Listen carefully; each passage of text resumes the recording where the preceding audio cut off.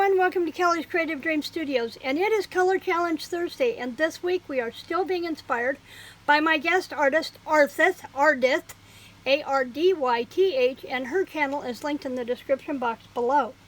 Now, the thing with Ardyth is, I've gone through and I've picked up some of her simpler techniques that are very basic, but can make beautiful cards. So that's what we're going to do today. If you checked out my community tab yesterday, then you saw what we're going to be working with. So let's get started.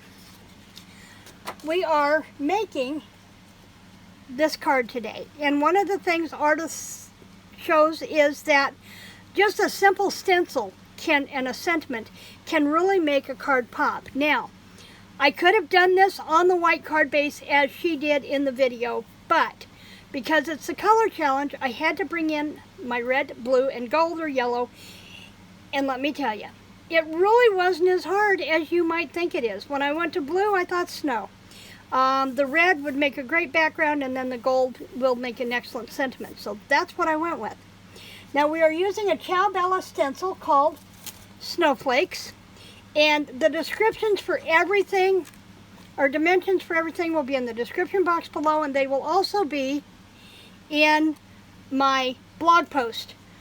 But you might want to give that a couple of minutes before you go check it out, because I have to wait for the video to load before I can do the blog post. So, you know, just give it a minute. So we are working with the Ciao Bella stencil Snowflakes.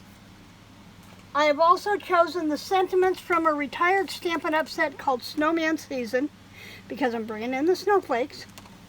And we are going to be working with the Versamark. Now, one of the things, because we're going to be stamping and embossing our sentiment, you'll need a Versamark watermark stamp pad.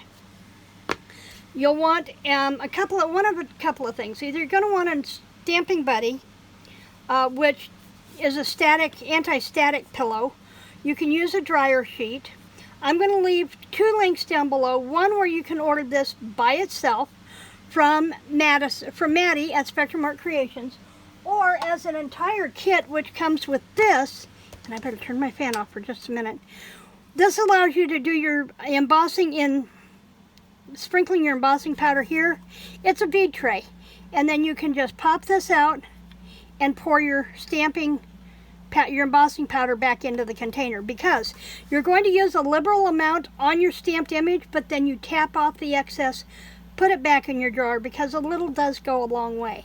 Now, because this is a repeat on this video, because I had a complication, we're going to go with this one. So, I'm dealing with a migraine today, again, second day in a row, so I'm going to try and get this done within a reasonable amount of time. So, let's get started on our card. First off, I've got to recut. I have to recut the sentiment square, which is 1.5 by 1 1/4. So I'm going to go with 1.5 up here by 1 1/4. Okay. And all I did was measure to see how big my stamp was, and that gave me the dimension I needed to use. Now, I'm going to pull my paper over here. I have my sentiment. I am going to take my embossing buddy and just kind of dab it on there.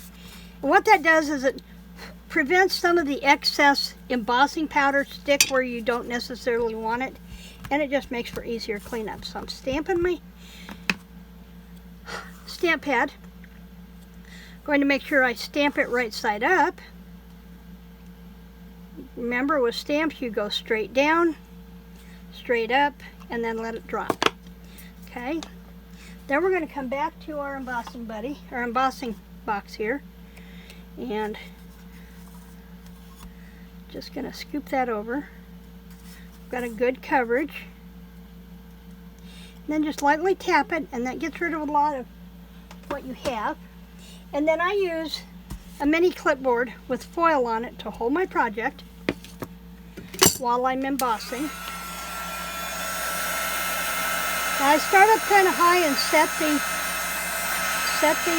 embossing powder, and see it's really light there. So while it's still warm, if I'm quick, because it's a heat and stick powder, I can come back and apply more embossing powder and fill in those gaps. Or hope I filled in those gaps. Now I'm using an off-brand of embossing powder just because I wanted to see how it would hold up or if it was one I needed to pick. And I think it's going to work out okay. Okay, so we have that. Now I can turn my fan back on so I'm not nauseous over here. Okay, so that's going to take care of our sentiment. Now I'm going to let that set and cool off so I don't stick my thumb in that, because until it cools off that is still kind of squishy. In the meantime, I'm going to come back with this and my no, I'm not using that yet. We've got to come back in. We've got to do our stenciling. Oh, don't try to do things creative with a migraine. That's all I can say. So I'm using my Ciao stamp or stencil, and I'm just placing it over top of my piece of 3 3/4 by 4 3/4, and I'm taping it down with a bit of washi tape so that my stencil doesn't slide around while I'm doing this. And then I've got a retired color from Stampin' Up! I thought was the perfect blue for this, and my makeup brush from Dollar Tree, and I'm just gonna. I can't really see where my edge is under there because, you know, it's white on white. I could have put this on a dark color so I could have seen that, I guess. But I've kind of got an idea of where the edges are on my card. Whoops, and see, there's that. So because it's slipped, I'm going to flip that over. And I'm going to come back with a fresh piece of washi tape. And I had a whole roll here this morning. There it is. Because apparently that piece of washi tape has seen better days. So I'm going to go down here with this one. And I'm coming in from the outside, so that if it's any darker pieces or darker to this, it's more to the outside. Now you can also come back in, and if you want a little more darkness, just go over what you've already brushed on and it will deepen the color. Okay, and as I've come in across that edge, then I'm going to work my way into the center and get my color in there. And I can tell by the color on the stencil itself if I've missed any areas.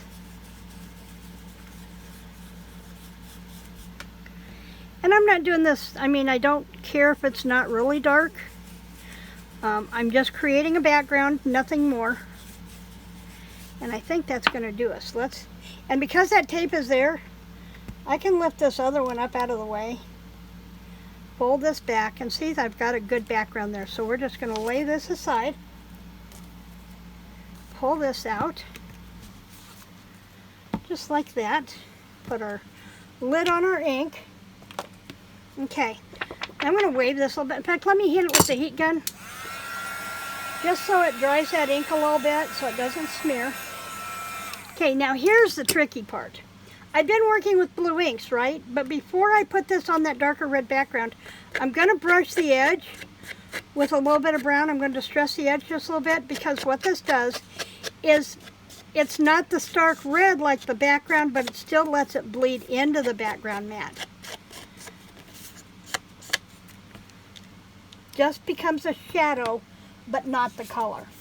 Now I have my liquid glue here. And I'm going to come back and squiggle, squiggle, squiggle this into place.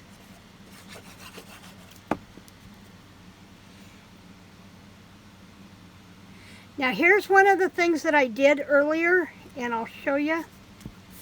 You'll see I didn't center that on there because when I cut that, I miscut it. No, I didn't.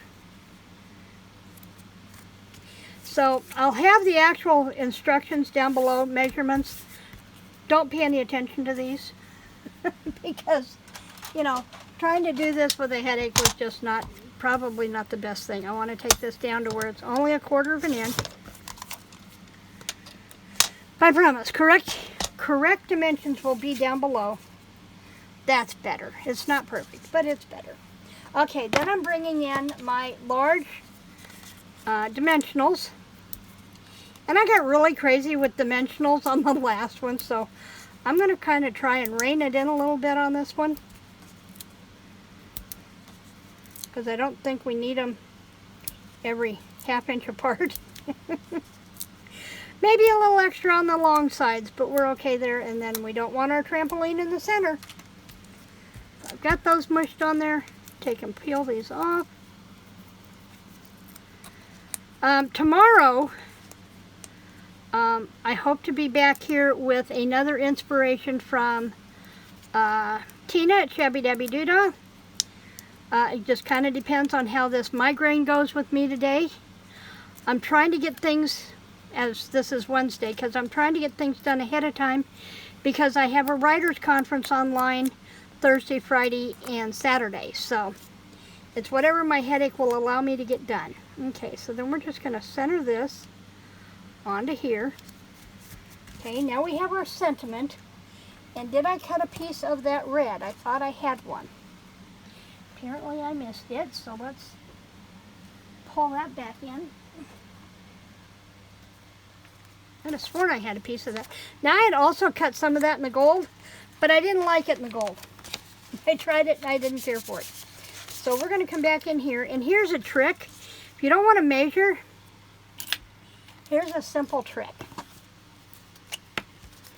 And you can do this with scissors or you can do this with your trimmer.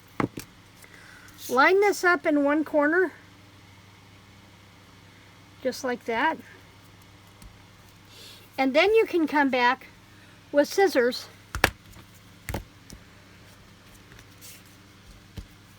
and I should have edged that too. Then you can come back with the scissors and trim it down that way and just kind of eyeball your border. Okay. So then we did this one, and I want to trim that off just a little bit straighter. Then we come back and do this one with dimensionals as well. Now, we're not done. So I'm not going to put this in the center just yet. Bear with me a minute. I'm going to put the trimmer back out of the way. I'm going to bring my stamping paper mat back over here because I also have the blue. And I have the sentiment stamp and I have some snowflakes. So I'm going to open my card and let's get a fresh piece here so we don't ink transfer anything. And remember, ink pad to stamp. And I'm just going to run these around.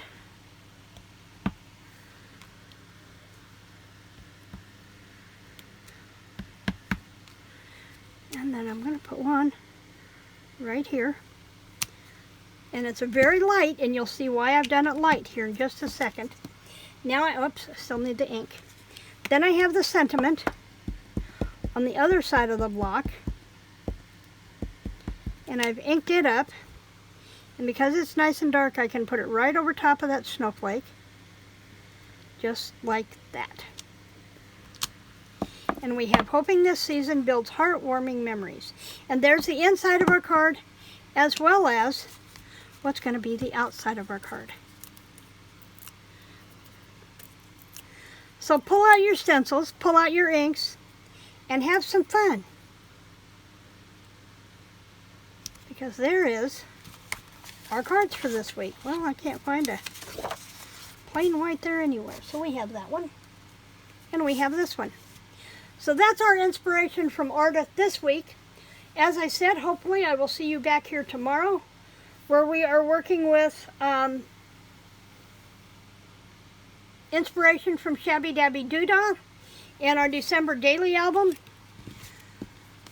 If it's not, I will put a notice in the community tab, so make sure you are subscribed and you've clicked the bell for notifications so you know when those show up.